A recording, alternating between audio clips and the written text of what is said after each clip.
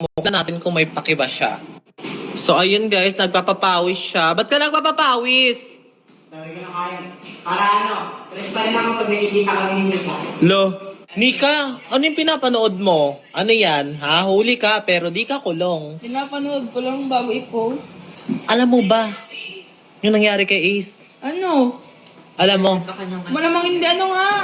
Ano alam mo nga, Hindi nga eh, ano nga? nandun siya. Nabagsakan ng dumbbell yung mukha niya.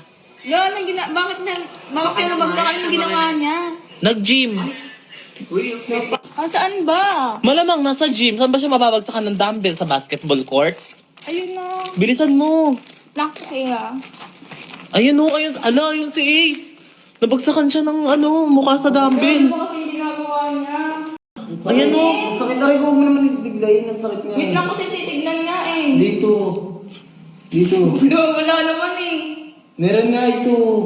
It's a prank. Bakit ka concerned, oh? Ba't ka concerned? Ayan na.